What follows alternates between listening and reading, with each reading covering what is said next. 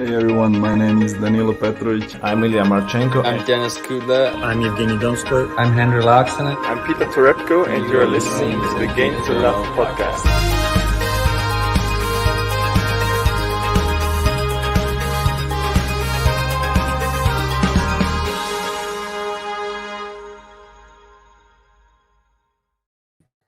Hey, welcome back, everybody. Here we are. Sorry for keeping you waiting. We had a few technical difficulties there, but we are here and we do appreciate everybody who has hung around in the chat. And great to see you all on this Friday night as well. Great to be here on a Friday night. Cheers to everybody who's joining.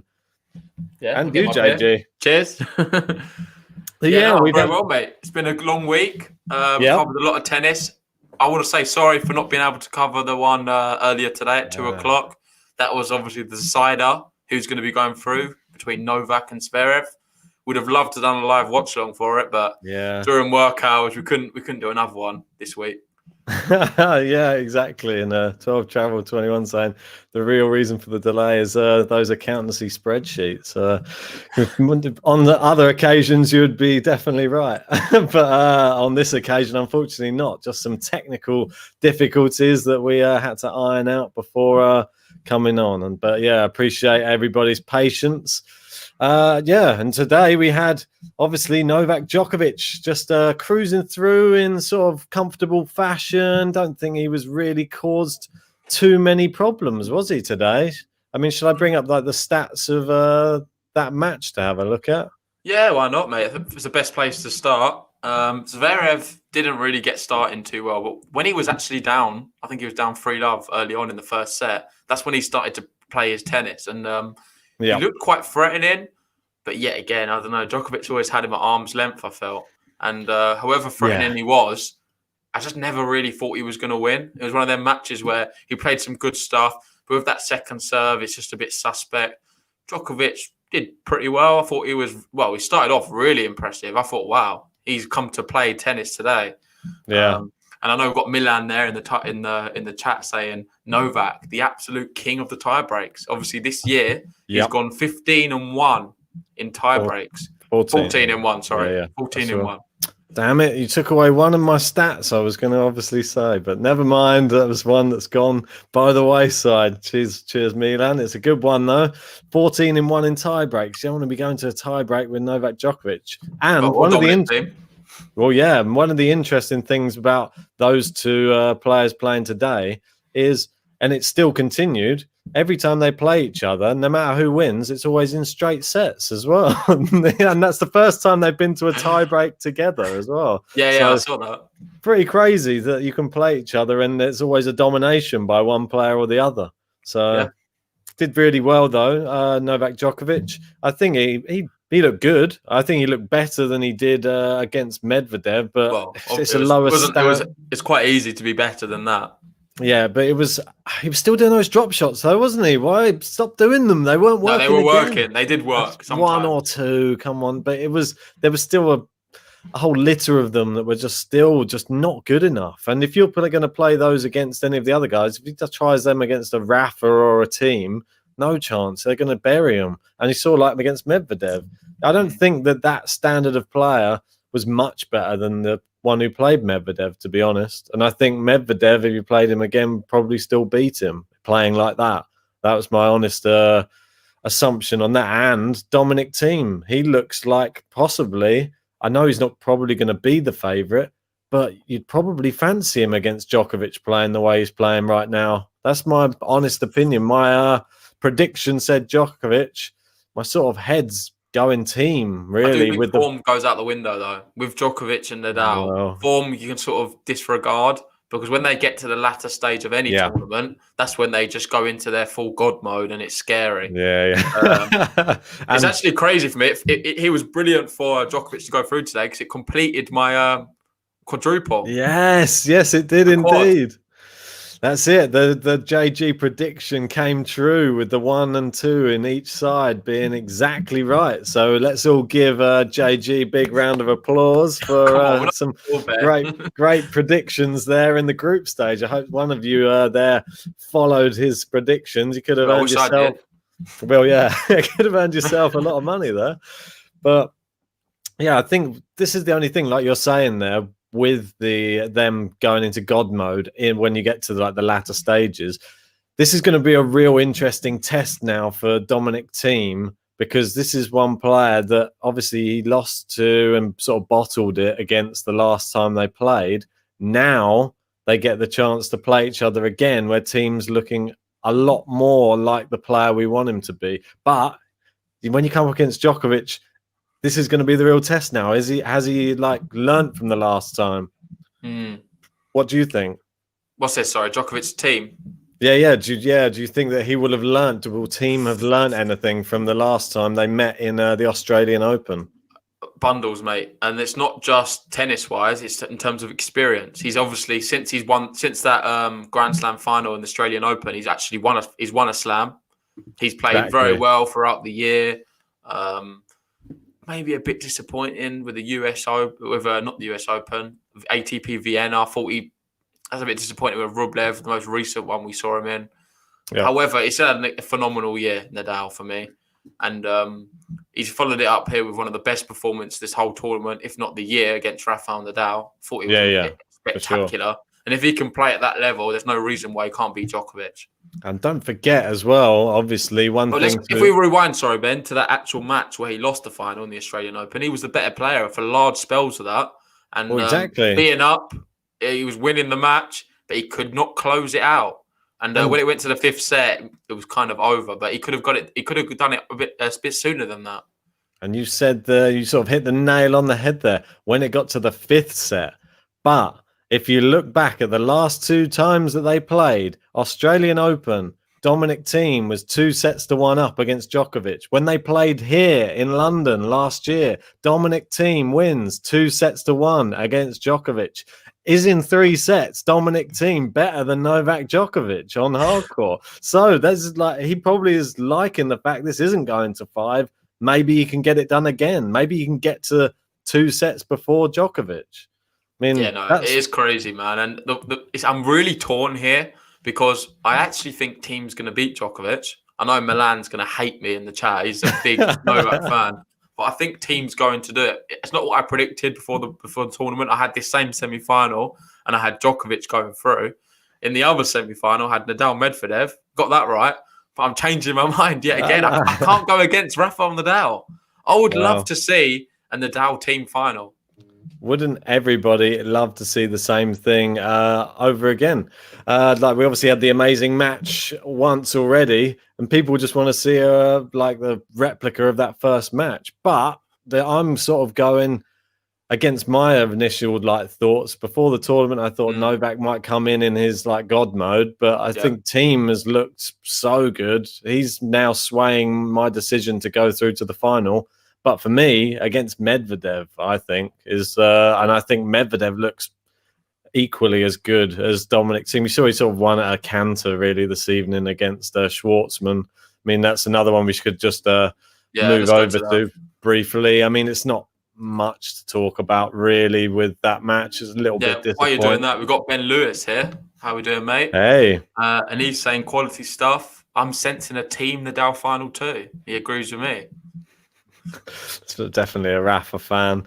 All these, but you never know. Rafa wants this tournament more than any other right now. It's not. If you're being completely honest, you'd have to say the best player this whole tournament, without a doubt, really has been Medvedev. I think he's been the level above most players. He's been consistently that good. Obviously, unbeaten, the only player to be unbeaten so far as well. Something to consider.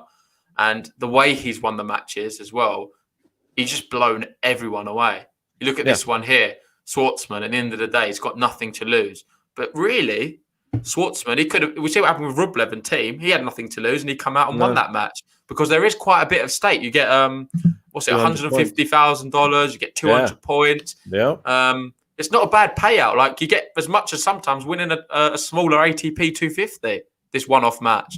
Yeah. So it's bizarre, really, if you look at it like that. So that's why, for me, you can never say, "Oh, it's a nothing match." This would have still been a big match for Schwartzman. It's the ATP Finals, and just swatted away, just levels above. Medvedev on this surface, on a clay court, I think we see a different scoreline, the same result but different way. I think Schwartzman Yeah, creamed well. Medvedev, especially at Yeah, Roland no. Garros. Obviously, Medvedev Medvedev yet never to win. winning there. No, I mean, if you just obviously they played recently and it was just more of the same, wasn't it? He obviously played him in Paris and it was 2-0, and then he's played him again here and it's 2-0. I don't think we saw it going any other way, really, to be honest. Yeah, But no, look down at Medvedev, and that's why I think the final for him. I don't want to be a negative. I'm not even saying it against Rafa at all because I think Rafa's playing great, but I just think Dominic Thiem is playing really well. And if Medvedev's playing better than Dominic Thiem, then I don't think that Rafa is going to have enough to get past him. Just maybe due to age, maybe just due to the fact that he wiped the floor with Djokovic as well. Don't forget, didn't just beat him. It was pretty clear cut. So it's a pretty scary proposition, Medvedev, right now. And he's on a roll. Like you can see there, he's just like taken now. He's got dangerous, 8 games. isn't he? So games. dangerous. Not dropped a set. So yeah, got back-to-back Zverevs in there, Djokovic, then followed up with a Schwartzman. It's got Raonic in there. I mean, look, all these players, Schwartzman, Alex de Minaur, they're all top players. So, yeah, it's pretty crazy. But I personally think that that's the final. I know that you're going to be a massive Rafa fan and want to see it's a win-win. Match, it's a win-win because I predicted for the tournament Medvedev to go all the way and win it. So if he wins, I can ride off that. If Nadal wins, I can just be there wearing the Spanish flag wrapped around me on the day of the final and just be drinking about a ton of beer and be very happy, obviously. Well, some sangria. He could potentially, a little sangria on the side. It'll be amazing, but it's going to be really tough. Medvedev's the favourite for the tie. I know we looked at the odds earlier and we was quite shocked how heavy favourite Medvedev is. Yeah, for sure. But in a way, you can't argue it. Medvedev has been phenomenal, but we need to remember before this year, he'd never won a game here. So he's never won a game, and it looks like he's going to go unbeaten the second time he plays. Well, yeah, how weird things how weird is the world of tennis. You just can't predict it. And, I just think Daniil Medvedev, he was obviously someone I thought was going to go to the final. I thought he was going to be there. I thought he was going to be second place, but it's first place. I said Djokovic, so in a way, I'm sort of like you. If Djokovic gets through, I'm going to be happy because I've picked the final correctly. But if Thiem goes through, if he plays the way he played against Nadal, I think I can't wait to watch him play again. Like every time he steps on the court, it's just electric. I just love watching him play. So if we get a Medvedev, any of those finals, I'm just like the most excited. It's quite interesting. They must have sorted Med's money because Saruk, they're saying it's almost even money now. Med's at 1.85. Oh, really? Oh, wow. So probably a lot of money's gone down on Rafa. Wow. At the heavy odds, and they've shortened it slightly. Well, you know the reason for that, don't you? They've played each other 3 times, and Rafael Nadal leads 3-0 on the head-to-heads. But I know one of them. I know 2 of them. One of them, Medvedev, was 5-1 up in the second set, upper set. And the other one, it was the 5th set US Open final where, if it went on a few more games or one more set, then I think it would have been, Medvedev's because he was getting better and better as the match was going on. Yeah, I mean, it was so close. Obviously, the last time they played was here last year.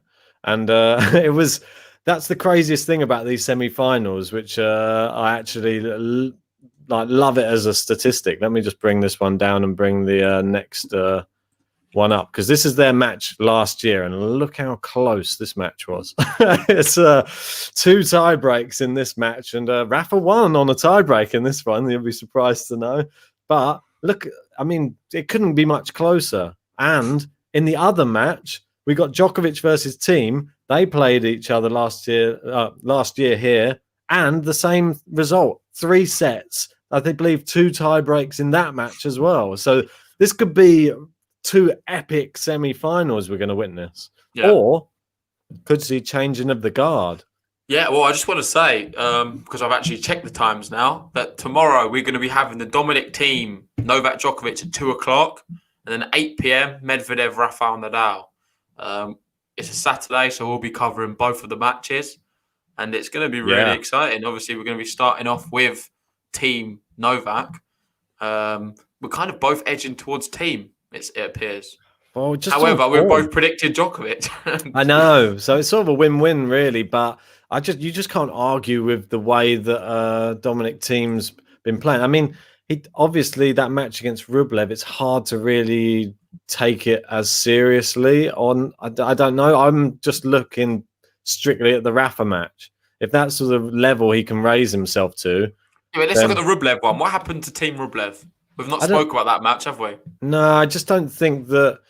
It just seemed you got to like a 4-love lead, didn't he, in the first set? It just seemed like it was over before it began, really. I don't know if he started playing really in the second set and managed He to still come lost back. that. Yeah, he's managed to come back a bit, but he didn't look like his heart. But he wasn't really sprinting after everything as normal and wasn't chasing the ball. It wasn't like do or die for every single ball. And that's what you need to see. You saw him against Rafa. It was like that. And then Rublev was pretty faultless as well. Oh, he was. It was great. It was fantastic to see him playing the tennis, which could have got him through. In reality, if he'd played that in the first match, he might have stood a chance against Rafa. You just never know. That would have been a great matchup, I think, him versus Rafa, if he'd have been hitting those first serves.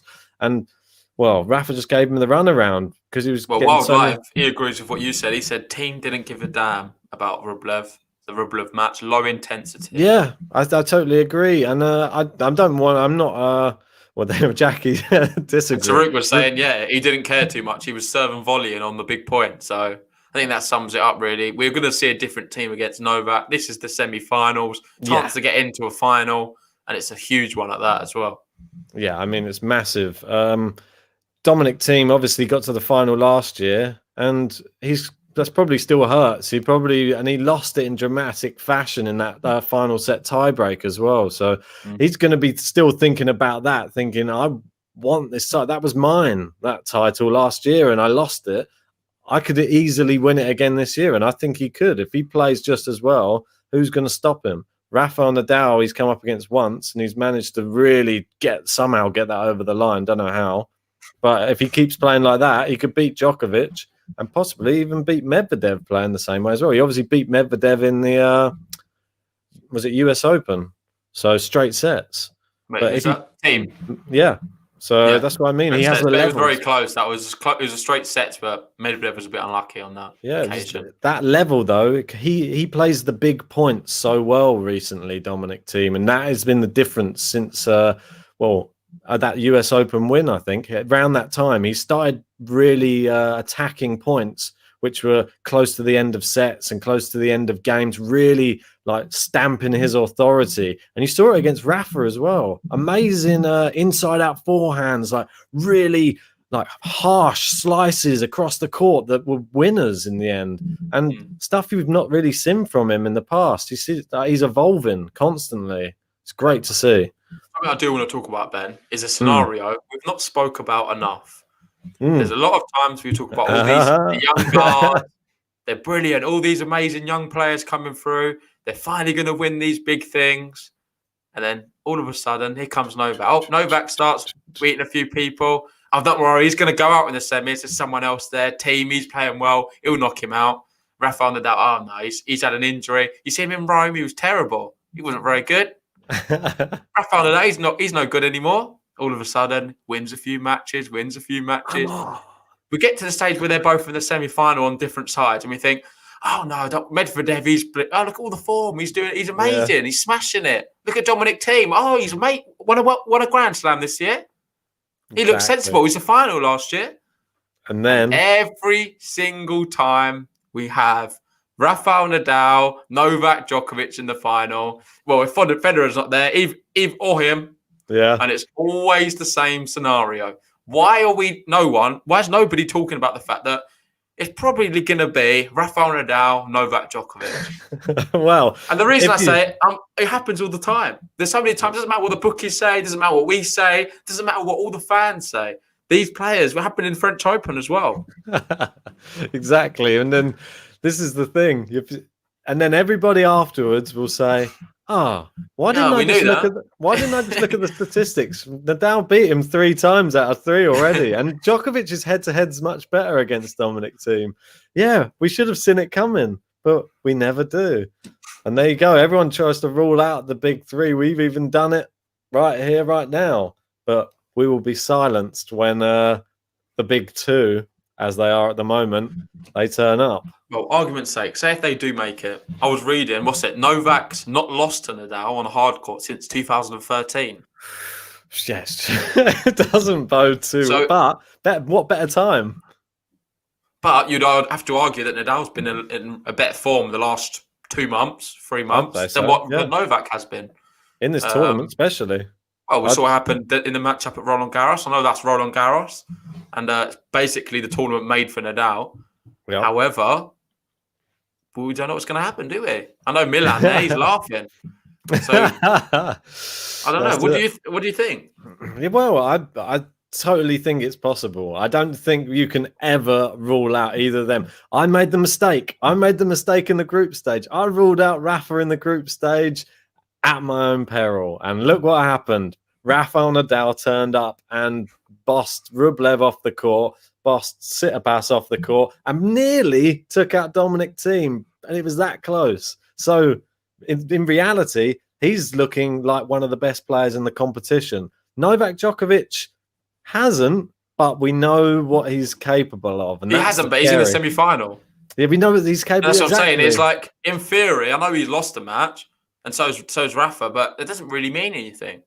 They're into the semi-final, and if you say win the semi-final, that loss in the group stage, everyone's going to be like, oh, it doesn't matter. It's irrelevant. Do you reckon he took the game against Medvedev off? He just thought, I'll beat Zverev easily. Oh, no. Just playing devil's advocate.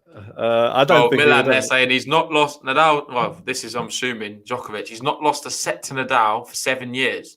Oh, God. What about Roland Garros the other month? He lost a few there. Well, he lost 3 in about an hour. He was eating bagels after one set.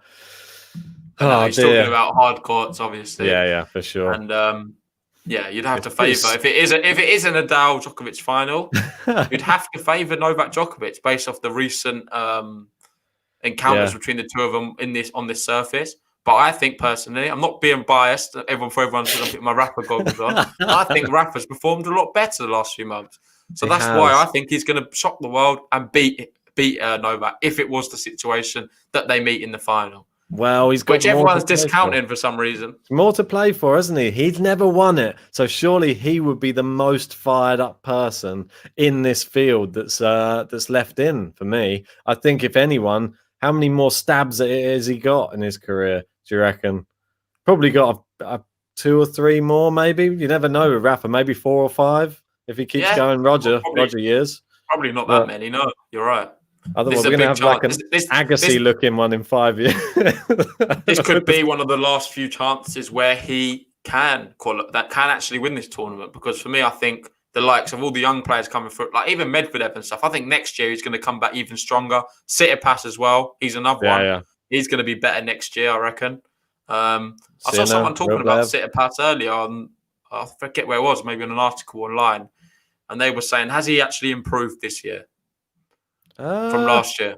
I think everyone's been a little bit harsh on him. I think obviously he did still get to Grand Slam semi-finals in the French Open. We forget how close he ran Novak Djokovic in that semi-final as well. I think that is forgotten a little bit because it's easy to get caught up in his losses, like against Humbert and stuff like that. And obviously he came to he's reigning champion at the Tour finals and he's gone out in the group stage.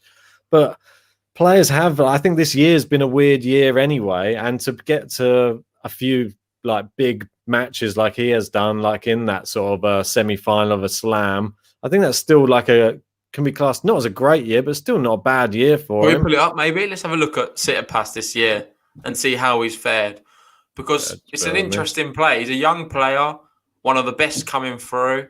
I don't know. It's a tad disappointed he didn't make out of the group, but it went very close. I was actually watching an interview with him earlier today, and I think he's been one person who's been affected worst out of all of this situation. To be honest, he said he's really in a bit of a dark place when it comes to going to these tournaments. He said we're literally locked in a hotel for. I saw the interview as well. Yeah, and it's like for him when he goes to all these tournaments, he loves the fact that he's got friends all over the world, so he's able to sort of link up with different people in every tournament he goes. He's not been able to do that. They're kind of locked in their hotel room, and. Yeah, they're just. But I don't know. I don't like it to a level. Like, I don't think you should be. It comes across a bit complainy to me. I think you've got to have some kind of level of gratefulness for the fact that right now everyone's in a lot of issues. I'm very fortunate, so I can't speak on my behalf. I've had lots of friends made redundant. People suffering with the virus. People have lost their lives over it. I don't think complaining, sitting in a 5-star hotel room with. Whatever food you want, whenever you want, and making millions of pounds is the worst place to be in the world. So I think you should suck it up a little bit. No, I don't think he's saying it's the worst place. I think it's just. I don't think he was saying that, but it's still not a good look to be complaining about it. I think he's just trying to say that it's affected his tennis, and that's why I don't think he's playing his best tennis due to that. I think he's trying to. Might be some sort of excuses in there, but I think he's. Well, if we just have a look at, I've just tried to bring up I don't know if I can make this any bigger at all. Where is it? So you can sort of see down here. Can you read that, or do I need to go in a little bit? Yeah. So 2020. So he ended the year in the same place. That's why I wanted to think. So 2019, he finished the year number 6. Ended the year he's ended this year number 6. He only won 1 title compared to 3 last year. About the same, probably. What's that, like half? Isn't it? More or less the same record overall. So that's why it's like I don't think he didn't really move much, didn't do much better than same last ranking. Year, really. Yeah, I mean, I think he's the type of player who does benefit from there being a crowd as well. I know we spoke about that on the last one. I think he really does. He's a showman. He plays up to the crowd a lot, and he really gets a lot back. He obviously has a lot of fans on social media. He has quite a big following, so he would probably have had quite a lot of fans wherever he had gone in the world. And like you said, he's got friends everywhere, and quite a popular guy. And this type of person, I think it's affected him mentally just negatively, really. And like I said to you before, one of my friends who was actually with him in Monaco before the US Open was actually hanging out with him, and they were just like, he's just a fun, like carefree guy. They were out on the back of like a truck filming some like Ferraris that his friend was driving and stuff. It's just likes having fun wherever he is and being out in the open all the time. And to confine him to a room just to play tennis, and this is why they had the discussion, which is obviously the Australian Open, which is coming up, and the stipulations that we're possibly going to have there. He doesn't sound like he wants to even go, if that's the case, because there might not even be places for them to train. That's what they're saying. Yeah, no, I saw that. The way what they're doing with the Australian Open right now is ridiculous, and wouldn't surprise me if they cancel it even. I know it sounds ridiculous because you'd think we'd be getting over the worst of it now, especially with vaccines coming. But it seems like they're going stricter than ever in Australia. Yeah, apparently you can't travel across. Well, you definitely can't travel across state lines or anything like that. And everybody is like pretty locked down. If you come into the country, you're locked down for 2 weeks pretty much. So they said for players to be able to play in it, they would literally have to arrive at the beginning of January. And when they arrive, they're going to be locked into a hotel room or something for the first 2 weeks of the year. And they're not even going to be allowed to go and practice, which I thought is quite. They're going to have to surely get a community, like some sort. That can't run. That can't run. They're going to have to change it slightly. It seems ridiculous. Hopefully, I don't know. Can't they just? I know it sounds stupid. Are they not able to get receive a vaccine by then? Well, we'll wait and see. They've been approved. A lot FDA approval and everything like that. Surely they would be allowed to. They're not the priority for me, tennis players. I think we need to go, obviously, to all the healthcare people, the nurses, doctors, people in care homes, people who actually do need it, like carers. Yeah. They're the priority. Vaccinate all of them people, and then whatever's left, we can go with the general population. They can have the dregs that are left over. Me and you probably laugh on the bar. Mate, GTL aren't getting any vaccines anytime soon, I don't think. We'll have to stick with our cure, We've got our Yeah, beers. there's an interesting graphic though. If you don't mind, do you want to get up for Schwartzman as well? And then we're going to Sure. I want to answer Let me this just bring question that about down for a Novak sec. Djokovic. So stay tuned, guys. We're going to answer this in a minute. It's from Gregors. He's asking, do you think Novak will get to 20 Grand Slams? We'll answer that in one moment, but just let's get on to Schwartzman because I think that's a good question. Yeah, well, Schwartzman had a polar opposite year, really. I mean, his one's just been fantastic. Let me just I try think and we need bring to up... big him up a little bit, Schwartzman. Oh, for I feel like it's been a sure. bit harsh this whole tournament for him, especially after tonight as well. I'm a huge fan of him, so let me know if you still can't see it because it's going to maybe be a little bit too smaller. So I can zoom a little bit. yeah. Apologies. If you need me to scroll, I'll scroll. No, that's pretty good, mate. And this is the evolution of Diego Schwartzman. So back in 2010, 415. He's quite a solid player, isn't he? He's been inside the top 100 now since 2014. He's on the fringes in 2013. And he's just been around sort of the 50 mark for a while. But he's had a real breakout year. It sort of started in 2019, but this year he's just been amazing. Finished inside the top 10. Oh, it's fantastic. I mean, it's crazy to see that no title. There's not won a title this year, but look at the standard that he's actually done. And I'm just going to move over to the clay because that's obviously where the most of these stats are coming from. 15-4 on clay in this year, and that's fantastic. And it's a shame there's not more matches on clay. Yeah, for him. Well, but he's done a lot better on hard recently. I think 2020. It's been a lot harder for him. His record probably won't look as good because he's been playing a lot better players, if anything. Yeah. 2019, he got away with it more, probably playing in the lower ATP 250s, stuff like that. Now he's in the big Masters 500s as well. Even the Nitto Finals, that's probably damaged his record a little bit. 2020. It's hard to. He's lost 3 off that, but before that, he's been doing phenomenally well. And I'm just so proud of him, really, to be doing so well at. How old is he now? Well, it seems like he's been around on the tour for such a long time. 28. 28. Yeah, it's not even that old, really. I thought it was probably older than that. Nah, I mean, it seems like he's been around forever, and it's great to be finally hitting your best form. And it just goes to show that it doesn't matter what age you get to, you just never know when it's going to be your time. And some players peak at their late 20s. Some players peak in their early 20s. Yeah, but it's just great for him. That's just hard work and what you can do if you really, really set your mind to something and you just keep on working. And he's like a workhorse on the court, and that's obviously his ethics in life is paying off.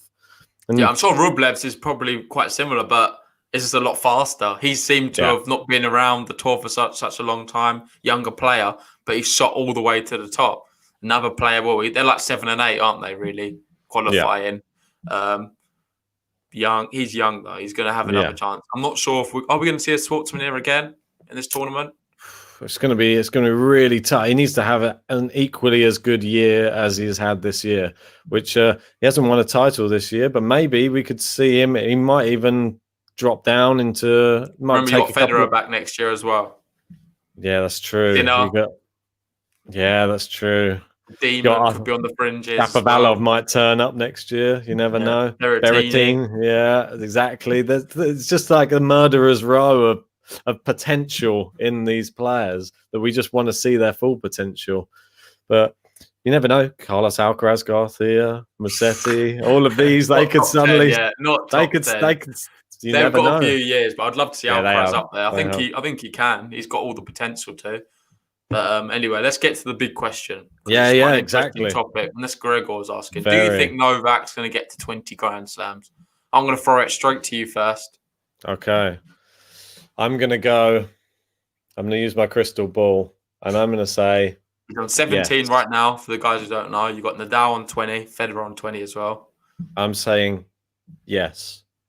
He will. He will. I don't know if he's going to get more than that, but I think it's going to be such a target for him that he can't not get there. It's just, he has to do it. It's just part of his, he's like a record guy. He can't allow 2 other guys who he's part of the big 3 and them get to it. He's got some years, maybe more years in the tank now, Like, obviously, Rafa's still got some years as well. But I think Djokovic, he obviously won the Australian Open last year, could have won the US Open this year had he not defaulted. Yeah. I reckon he could have done it.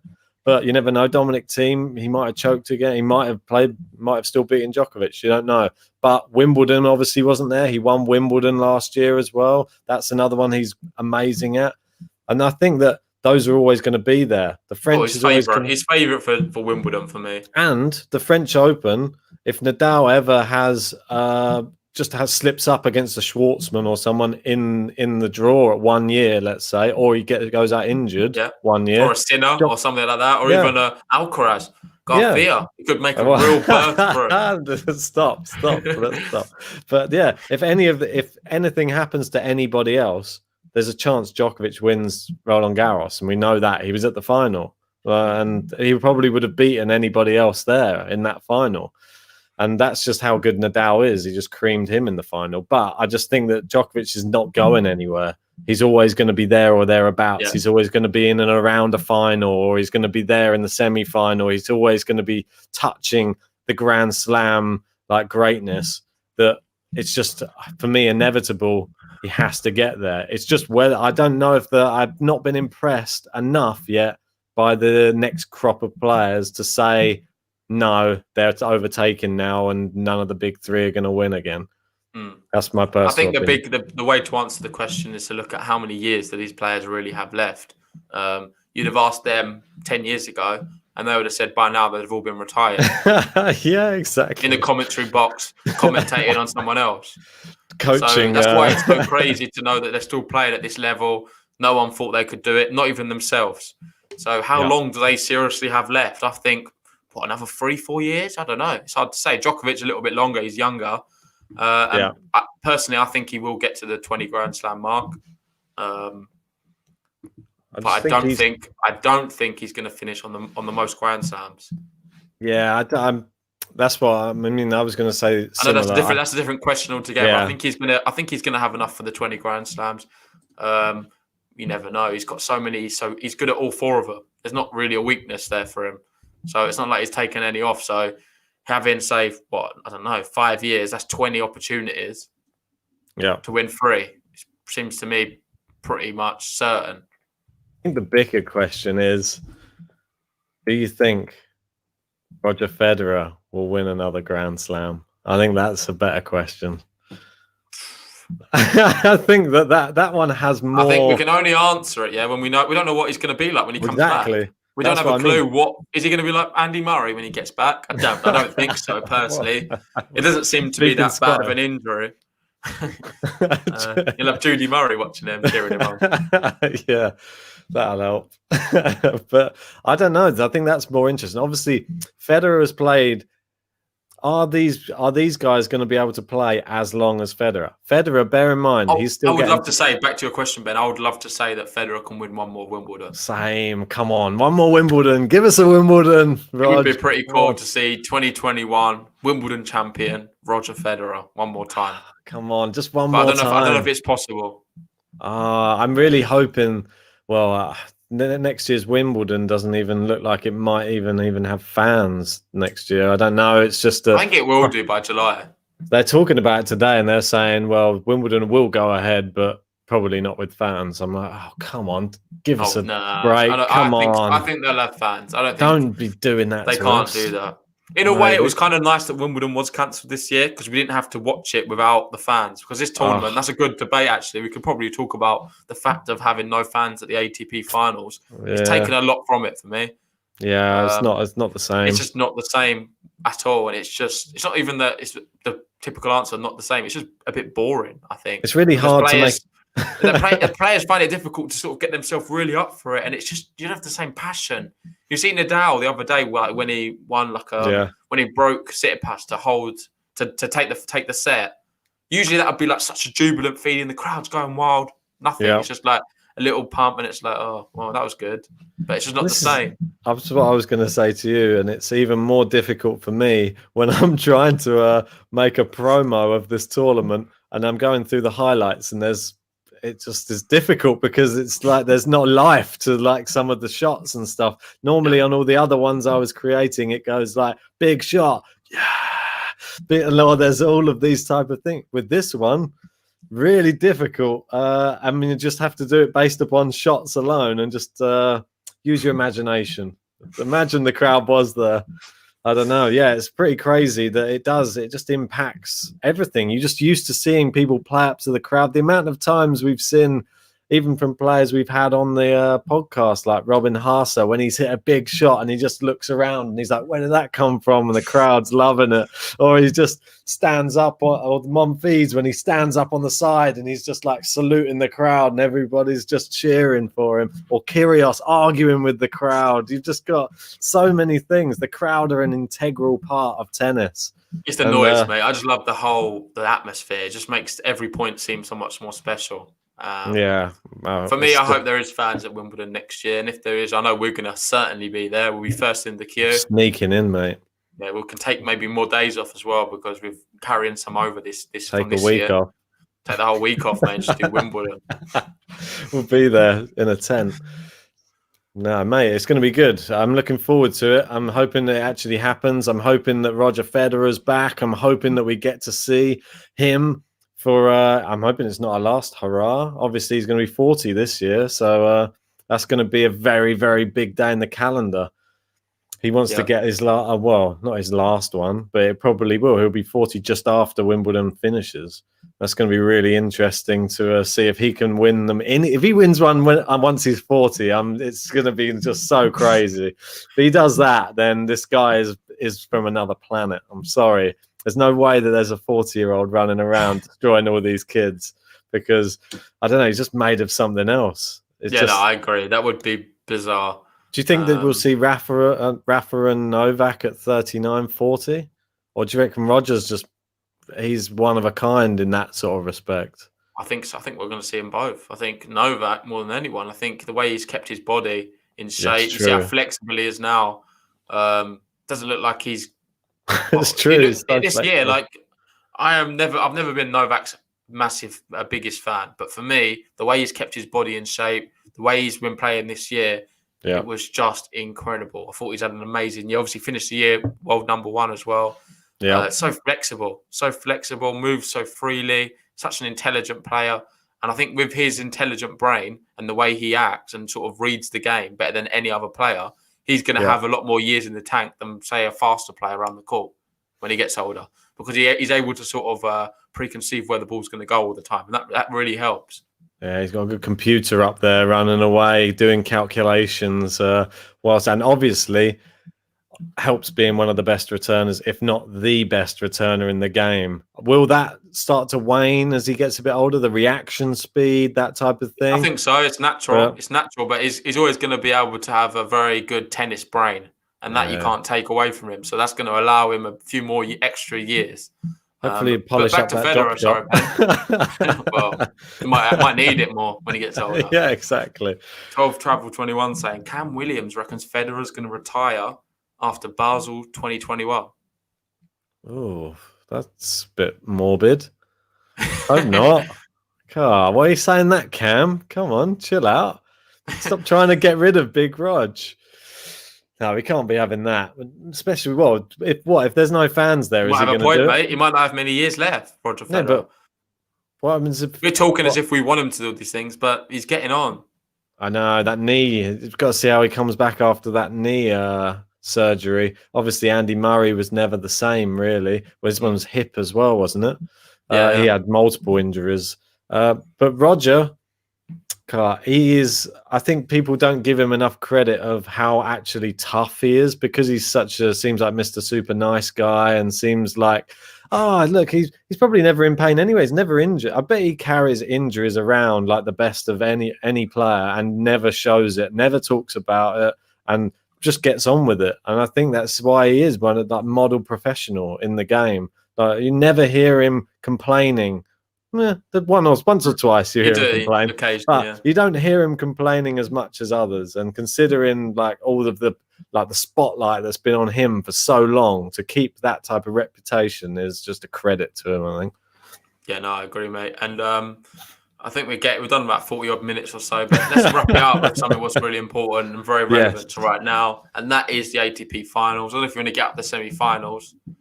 You get up the semi-finals. We'll give our last take on both the semi-finals, and while we've got all you guys here, make sure if you're new to the channel, hit the subscribe button, like this video, and you'll be alerted when we come live tomorrow.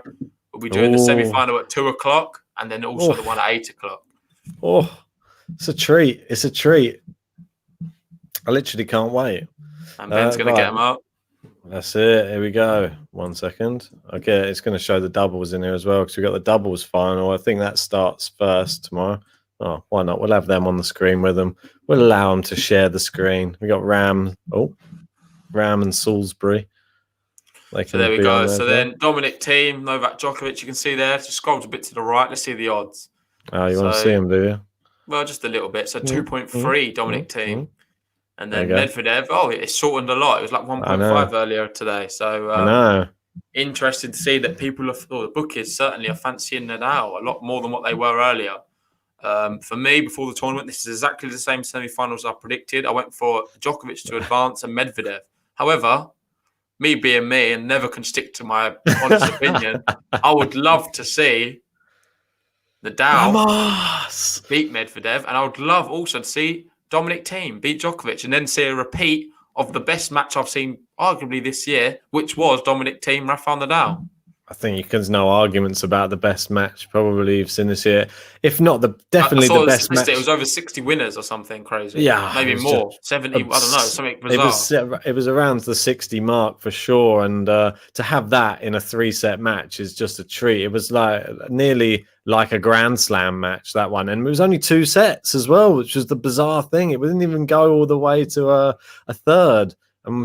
What a match it was. And I think if not the best match of the year, definitely the best 3-set match of the year. That's without doubt. Yeah, and a little stat on Rafa. I don't know if you knew this one, but when Rafa takes the first set, he's on a winning streak right now. He's won 70 matches in a row after taking the first set.